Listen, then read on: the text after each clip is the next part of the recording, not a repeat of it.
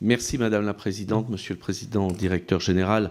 Je ne vais pas être très original.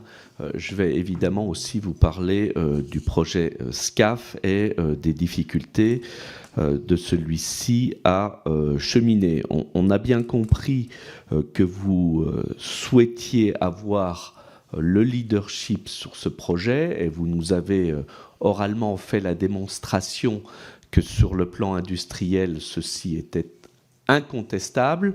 Néanmoins, comment évaluez-vous aujourd'hui le degré de compréhension de vos partenaires ou futurs ex-partenaires? Nous ne l'espérons quand même pas, même si on a compris que, au travers d'articles de presse ou de vos déclarations, que les choses étaient pas forcément à ce stade très bien engagées.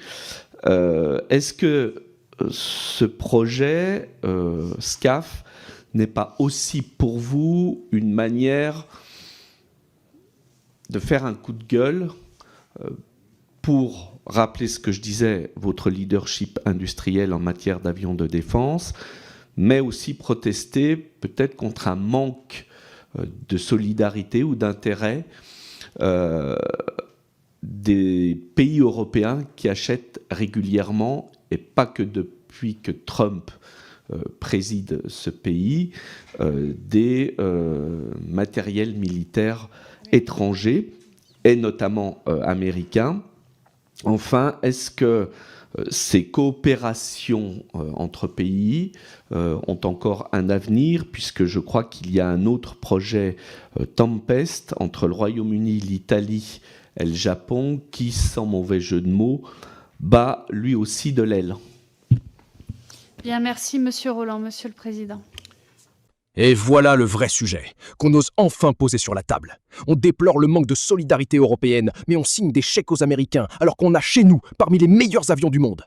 L'autonomie stratégique, ça commence par acheter ce qu'on sait construire. 1, 2, 3 pays qui tirent chacun de leur côté, et le SCAF comme le Tempest patine. Si l'Europe veut peser, elle doit d'abord faire confiance à la France. Oui, les coups de gueule, ils sont différents. Il y a un coup de gueule, nous, on se battait pour la préférence européenne à Bruxelles en 2020, en 2000, dans les années 2000. On nous disait, vous êtes hérétiques dehors. Vous savez très bien, c'est les contraintes, les pays veulent tous américains. Bon, maintenant, on prend conscience que peut-être il faudrait, etc. Donc ça va dans le bon sens, mais la réalité n'est pas celle-là. Moi, je fais pas de coup à trois bandes. Je sais pas faire et j'en ai pas besoin. Je suis simple. Le coup avec le SCAF, il est simple. Je demande la réalité de pouvoir exercer un métier d'architecte. Quand vous allez construire une maison, vous avez la solution de prendre un architecte ou de faire tout seul la maison. Et vous savez très bien que quand vous faites tout seul, si vous n'avez pas de compétences, ça va être difficile. Si vous prenez 2 architectes et vous dites les 2 ont raison, vous allez avoir 2 maisons différentes. Et si ça devient à la fin une seule maison, elle va être un peu bancale. Donc je demande juste qu'on clarifie les choses. Je ne suis pas contre le projet, je l'ai redit hier à la presse, mais quand même, quand l'Allemagne vous dit on va exclure les Français, ça ne vous fait rien. Vous, les politiques français. L'Allemagne va exclure les Français d'un projet de développement d'avions de combat. Tout ça parce que Dassault dit qu'il aimerait quand même avoir les clés pour piloter. C'est bizarre que vous ne réagissiez pas et que je sois le seul à réagir. Donc c'est effectivement un coup de gueule. C'est un coup de gueule parce que les Allemands, je les connais, contrairement à ce qu'on peut penser, et c'est le Bundestag qui pilote. Et le Bundestag, lui, qu'est-ce qu'il veut? Il veut que son industriel, qu'il voit tous les jours, ait plus de travail que l'autre. La compétence, savoir si l'avion va être efficace et tout, pas son sujet. Hein. Croyez-moi, c'est pas son sujet. Donc, il faut juste faire un poids et un contrepoids. Donc, qu'est-ce qu'on veut? On veut un pilotage d'un projet. Derrière, vous avez des militaires qui utiliseront ces matériels dans 15 ans, 20 ans. Il faudra, d'une certaine manière... Donc, honnêtement, hein, si c'était uniquement gagner de l'argent, je prendrais le budget et je ferais le travail à minima. Et je ne suis pas comme ça. Donc, non, oui, c'est un coup de gueule. C'est une négociation, peut-être. Certains peuvent penser que c'est une négociation.